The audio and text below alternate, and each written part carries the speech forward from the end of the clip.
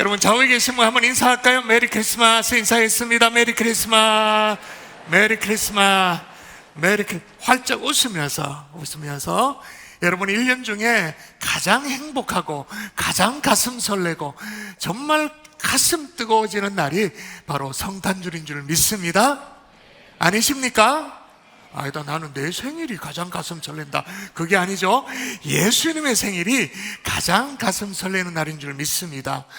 가장 가슴 설레고 행복한 날이 성탄절이라고 제가 말씀을 드렸는데, 최근에 이런 기사를 보고 제가 좀 열을 받았어요. 뭐냐면 모 신문사의 칼럼이었는데 제목이 뭐였냐면 서울광장 십자가 트리의 기괴함이란 제목으로 이렇게 기사가 올라온 거예요. 저는 처음에 이 기사를 보고, 외국에는 성탄트리 이상한 짓들을 많이 하잖아요. 뭐 예를 들면 데코레이션을 하는데 달러를 거기에 꼽아 돈을 꼽아가지고 성탄트리가 아니라 돈트리를 만드는 그런 경우도 있잖아요. 또 예를 들면 미국의 백악관은 전통적으로 크리스마스 트리 장식은 영부인들이 쭉 해나왔습니다. 케네디 시절부터 영부인들이 쭉 했는데, 최근에 트럼프 집권 1기 때 멜라니 여사가 장식한 트리가 또 기괴하다고 한번 보세요. 기괴하죠? 어떻게 보면 잘못 보면 피를 뿌려놓은 것 같은 그런 느낌이 드는데, 빨간색 겨울 열매인 크랜베리를 가지고, 왜 보면 사랑의 나눔 할 때 보면 배지 이렇게 빨간색 3개 이렇게 있잖아요. 그런 것들로 싹 다 뒤덮어 놓은 거예요. 기괴하다는 평가를 받았죠. 그래서 저는 그 기사를 보고 도대체 서울광장의 성탄트리에 무슨 짓을 해놨길래 이런 칼럼이 다 있냐 싶어서 정말 자세히 읽어봤어요.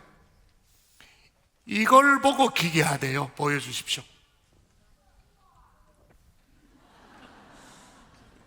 우아는 맞아요. 뭐가 기괴하죠? 왜 성탄트리에 꼭대기에 별을 안 달고 십자가를 달았느냐? 기괴하다 그 말인 거예요. 자, 칼럼 일부를 그대로 읽어드릴게요. 나는 연말 서울광장에 크리스마스 트리를 볼 때마다 견딜 수 없는 위화감을 느낀다.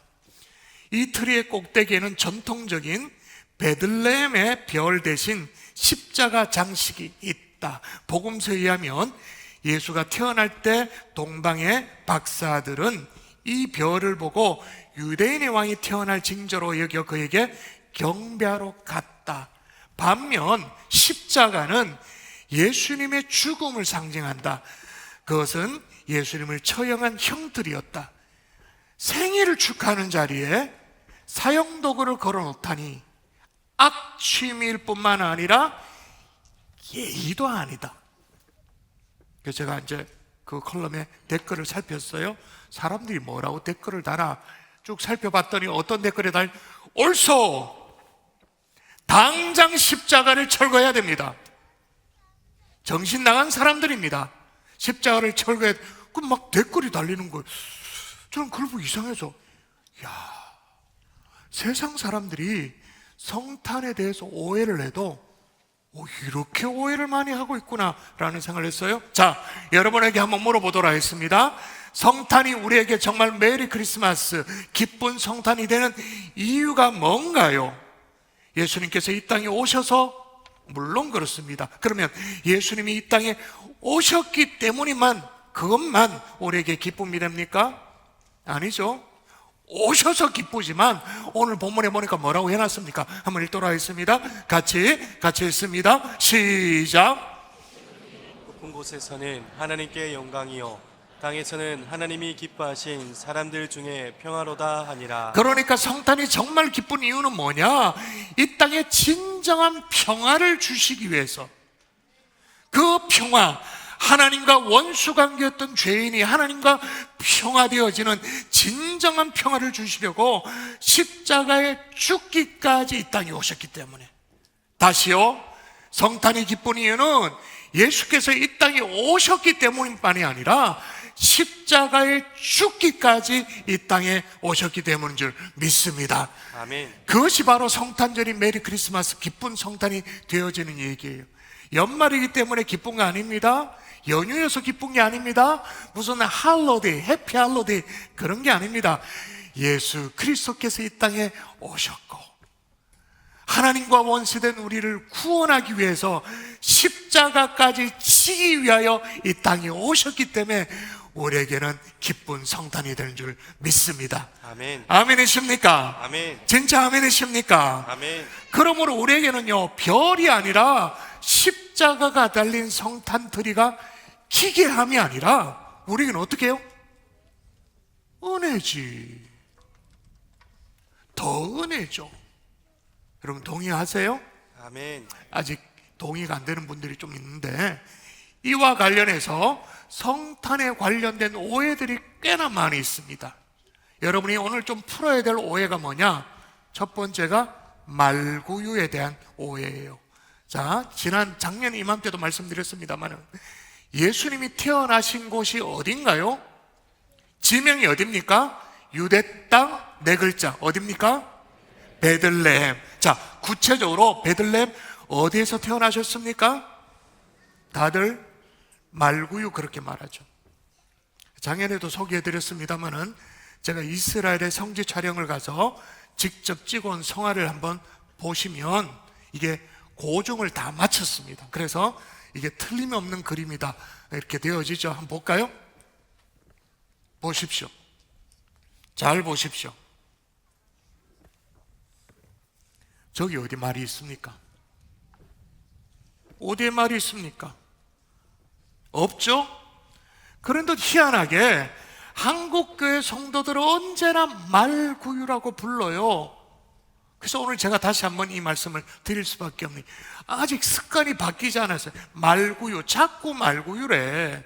자, 오늘 본문을 직접 확인하도록 하십시다. 7절, 성경이 뭐라고 기록하고 있는가? 7절 시작. 첫 아들을 낳아 강보로 싸서 구유에 누였으니 이는 여관에 있을 곳이 없음이러라. 자, 어디에 누였다고 말합니까? 구유에 누였다. 자, 12절 보세요. 제가 읽어봅니다. 너희가 가서 강보에 쌓여 구유에 누여있는 아기를 보리니 이것이 너희에게 표적이 되리라 하더라. 자, 16절 또 볼까요? 읽어봅니다. 시작. 빨리 가서 마리아와 요셉과 구유에 누인 아기를 찾아서. 예, 성경을 읽어보니까 계속 어디에 누인 아기라고 말합니까? 어디에? 구유에 누인 아이. 여기 어디에 말구유가 있나요? 여러분, 성경에는요 말구유라는 단어 자체가 없어요. 심지어 마구간이란 단어 자체가 아예 성경에 없어요. 그런데 유독 한국교회 성도들만 아주 고집스럽게 말구유 그렇게 말하죠. 제가 작년에도 말씀드렸습니다마는 예수님이 태어나신 곳이 말구유라면 아주 심각한 문제가 생겨져요. 여러분, 말구유라면 거기가 어디란 뜻입니까? 말구유니까 거기가 마구간이란 뜻이죠. 마구간. 자, 마구간이 있다면 거기에 뭐가 있다는 뜻입니까? 당연히 말이 있다는 뜻. 여러분, 그 당시 유대 사회에서 말이라는 어떤 의미냐? 군사력을 상징하는 거예요. 권력을 상징하는 거예요. 권세를 상징하는 게 말이에요. 그게 마구간이에요. 여러분, 우리 주님이 정말 낮고 천한 낮은 자리에 오셔야 마땅합니까? 아니면 권세자의 자리, 힘 있는 자리에 그 자리에 오셔야 마땅합니까? 낮고 천한 자리입니까? 권세자의 자리입니까? 대답하세요. 낮고 천한 자리, 권세자의 자리. 낮고 천한 자리. 왜 그러냐? 물론 우리 주님이 낮고 천한 자리에 오시면 좋겠다라는 심증적인 마음이 있습니다만은 그보다 훨씬 더 중요한 것은 성경이 그렇게 예언을 해놨어요. 건축자가 버린 돌이 집 모퉁이에 머릿돌이 되셨다. 버려져야 되는 거예요. 그러므로 말씀의 예언대로라면 예수님이 이 땅에 말을 타고 오시는 정복자의 이미지로 오시면 곤란해요. 그래서 우리 주님은 예루살렘에 입성할 때도요 말을 취하지 않으셨잖아요. 뭐를 탔죠? 뭘 타기는 탔어요. 뭐를 탔습니까?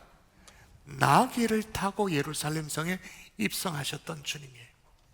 여러분, 우리 주님은 이 땅에 권력자로 정복자로 오신 것이 아니라 우리 죄를 대속해 주실 대속제물 하나님의 어린 양으로 이 땅에 오신 줄 믿습니다. 아멘. 아멘이십니까? 아멘. 그런데도 유독 한국교회 성도들이 말구유라고 오해하는 데는 두 가지 이유가 있어요. 두 가지 이유. 첫 번째는 어감 때문에 그래요. 여러분, 우리나라 사람들은요, 구유라고 말하면 그건 오토매티컬리 구유라고 말하면 말구유. 근데 성경이 말하는 구유는 말구유가 아니에요. 그냥 양이나 염소나 또 소나 가축들의 먹이통. 근데 우리는 구유라는 말보다 어디에 더 익숙하죠? 자, 양이나 소나 뭐 이런 것들, 먹이통, 돼지 먹이통. 뭡니까? 여물통. 여물통에 나신 거예요. 근데 우리는 구유라고 말하면 언제나 그 말구유예요. 양들과 소들의 먹이통은 언제나 여물통이었기 때문에 이게 연결이 안 되는 거예요. 그래서 성경에 구유라고 적혀 있어도 우리는 오토매티컬리 말구유 이렇게 되어지는 거죠. 또 하나 이유가 있습니다. 사람입니다. 덕구 때문에 그래요. 덕구. 여러분, 덕구를 아십니까? 해마다 성탄절이 되어지면 이게 이제 연극이 대학로에 이렇게 극장가에 또 이렇게 연극이 열렸는데 1981년도에 초연되어졌던, 그래서 매년 12월마다 연극되어지는 작품이 있죠. 빈방 있습니까? 라는. 초연되고 난 이후에 2021년까지 40년 기념 공연을 하는, 매해마다 성탄 시즌에 빈방이 있습니까? 빈방이 있습니까? 그래서 제가요, 이 해묵은 이 공연이 올해도 과연 열렸을까 싶어서 검색을 해봤어요. 올해도 여전히 열렸어요. 공연이 올려졌어요.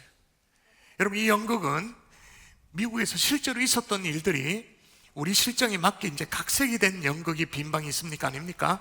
연극의 내용이 이래요. 성탄절 연극 준비하던 어떤 교회에 고등부에서 연극반에서 빈방 있습니까? 라는 연극을 준비하게 되어졌습니다. 이제 대본에 맞춰가지고 연기할 아이들을 이제 쭉 뽑는데 이렇게 주연도 뽑고 다 하다가 조연으로 덕구 역을 할 사람을 뽑았어요. 그 당시 이제 연출을 담당하는 이 교사가, 주일학교 교사가 학생들의 반대에도 불구하고 좀 지능이 모자란, 좀 뭐가 모자랐는가 봐요. 이 덕구에게 여관 주인 역할을 딱 맡긴 거예요. 물론 주일학교 선생님은 같이 해보자, 좀 부족해도 우리가 함께 해보자, 성탄 연극 아니냐, 그렇게 해서 이제 역할을 맡겼습니다. 마침내 연습을 마치고 성탄절 전야에 무대에 막이 쫙 올렸습니다. 객석에 성도들이 모여있고 관객들이 쫙 모여있습니다. 연극이 막 순조롭게 진행이 되어졌죠. 드디어 덕구가 이제 출연할 타이밍이 됐죠. 요셉이 만삭이 된 이 마리아를 데리고 와서 애타게 방을 찾아요. 빈방 없습니까? 빈방 없습니까? 막 찾아요. 그러면 여관집 주인 역할을 맡은 이 덕구는 대본상 빈방 없습니까? 라고 말할 때 뭐라고 대답해야 됩니까? 자, 빈방 있다고 말해야 돼요? 없다고 말해야 돼요? 없어요. 빈방 없어요. 그래야 쫓겨나가지고 여물통을 찾아가는 거잖아요. 구유를 찾아가는 거잖아요. 그런데 차마 덕구가 빈방 없다고 말을 못하는 거예요. 차마 말을 못해. 그래서 어떻게? 가지 마세요. 가지 마세요. 우리 집에 방 있어요. 우리 집에 방 있어요. 거짓말 아니에요. 가지 마세요. 덕구가 그 자리에서 울어버려. 연극이 엉망이 돼버렸어요. 사람들은 또 웃고 막 객석에서 폭소가 터져나오고 끝나버렸죠. 사람들이 집으로 돌아가요. 집으로 돌아가는 그 길에서 성도들이 생각을 하게 돼요. 세상에서 가장 아름다운 크리스마스 연극이었다고. 여기 아길 예수님을 모실 방이 없는 게 아니라 있어요. 여기 모시면 돼요. 그 덕구의 마음. 여러분, 성탄을 맞이하는 우리에게 꼭 필요한 마음이 이런 마음인 줄 믿습니다. 가지 마세요, 가지 마세요. 여기에 방이 있어요. 이 마음이 저와 여러분의 마음이 될 수 있기를 주의 이름으로 축원합니다. 아멘. 여러분, 이 마음이 없다면 성탄절을 100번을 보내도 이거는 헛방이에요. 그런데 문제는 바로 이 대목이에요. 덕구가 가지 마세요, 가지 마세요. 우리 집에 방이 있어요. 거짓말이 아니에요. 그 다음에 대사가 뭐냐? 마국간에 가지 마세요. 그 이후로 40년 동안 예수님이 누이신 곳은 언제나 마국간이 되어버렸어요. 여러분, 가지 마세요, 가지 마세요. 우리 집에 방이 있어요. 그런 순전한 마음뿐만 아니라 낮아지고 또 낮아져서 구유에 누이신, 여물통에 누이신, 구유에 누이신 아기 예수님을 맞이할 수 있는 겸손한 마음들이 우리 가운데 일어날 수 있기를 주 예수 이름으로 축원합니다. 아멘. 축원합니다. 아멘. 또 하나의 오해가 있습니다. 자, 오늘 이 얘기를 하려고 사실 여기까지 왔는데, 자, 물어보십시다. 아기 예수님의 탄생을 처음으로 목격한 사람이 누구일까요? 자, 누가 목격했다? 아무 생각 없이 대답하면 좀 전에 주일학교 발표도 있었습니다만은 동방박사라고 얘기합니다. 여러분, 보통 신약 성경의 처음 성경 마태복음을 딱 열어보면 예수님의 탄생 그 스토리와 함께 이제 동방박사가 나오죠. 황금, 유향, 유황, 또 몰약, 이런 걸 예물로 드렸던 동방박사가 맞습니다. 예수님께 와서 경배를 했습니다. 그러면 동방박사가 최초의 목격자인가? 그건 아니에요. 자, 동방박사가 그 별을 따라 이곳까지 왔습니다. 이곳까지 왔어요. 유대인의 왕을 경배하려고 왔어요. 자, 그때 예수님이 어디에 계셨는가? 성경을 통해 확인하도록 하겠습니다. 자, 읽습니다. 시작. 집에 들어가 아기와 그의 어머니 마리아가 함께 있는 것을 보고 엎드려 아기께 경배하고 보배압을 열어 황금과 유향과 몰약을 예물로 드리니라. 자, 어디에 들어가서 그와 그의 어머니 마리아가 있는 것을 봤다 말합니까? 어디에 들어가서? 집에 들어가서. 그러니까 여러분, 적어도 동방박사의 방문은 예수님의 탄생 직후가 아닌 거예요. 탄생 직후라면 예수님이 지금 어디 계셔야 돼요? 혹시 이제 말이 통한다, 그죠? 구유에 계셔야 되죠. 집이 아니에요. 근데 여기는 예수님이 집에 계신 거예요. 그러므로 동방박사는 적어도 예수님, 아기 예수님의 탄생의 최초의 목격자는 아닌 거예요. 그러므로 제일 먼저 예수님의 탄생을 목격한 사람은 마태복음에 나오지 않아요. 마태, 마가, 누가복음, 오늘 본문에서 나오죠. 자, 8절입니다. 시작. 그 지역의 목자들이 밤에 밖에서 자기 양떼를 지키더니. 첫 번째 목격자가 누구냐? 목자들. 지금 우리가 생각하기에 목자들 그러면 굉장히 정말 낭만적이고 푸른 초원에 양떼들을 케어하고, 그리고 쉽독이란 거 있잖아요. 그 개들을 쫙 풀어서 쫙 멋있게 생각하죠. 이 당시 목자는 가장 천민 중에 천민이에요. 베두인족들. 그것도 자기 양이 아니야. 남의 양을 치는 거예요. 밤새도록 오들오들 떨면서 남의 양을 쳐주는, 그걸 업으로 사는 사람들. 아마 아주 무식했을 거예요. 자기 이름 하나도 적을 수 있는 그런 사람들이 아니었을 거예요. 아주 무식한 사람들. 성전에 가서 예배를 드린다 하더라도 성전에 들어갈 수 없고 마당에서 서성거리다가 돌아와야 될 천민들. 여러분, 우리 주님은 그렇게 낮고 낮은 자리에, 그리고 가장 낮은 사람을 위해서 이 땅에 오신 줄 믿습니다. 아멘. 말씀의 결론을 맺을게요. 이제 성탄이 머리에 그려지십니까? 이 땅에 아기 예수로 태어나신 주님은 힘과 권력의 상징, 말구유에 태어나신 것이 아닙니다. 정말로 약한 가축들 가운데 구유에서 나오셨죠. 정확하게 말하면 영을 통해서 나셨어요. 왜 그렇게 초라하게 오셔야만 합니까? 신비하게 구름 타고 오시면 안 됩니까? 높고 높은 왕의 신분으로 오시면 더 권위가 있고 좋았을 텐데 왜 그렇게 오셔야만 했습니까? 여러분, 메시아는 그 모든 신비를 다 벗고 한 여인의 뱃속에 잉태 공간을 할애해서 오신 거죠. 가장 평범하게, 아니 가장 낮게, 천하게 구유에 오셨어요. 왜 그랬을까요? 낮고 천한 우리를 구원하기 위해서, 아멘. 저와 여러분을 구원하기 위해서.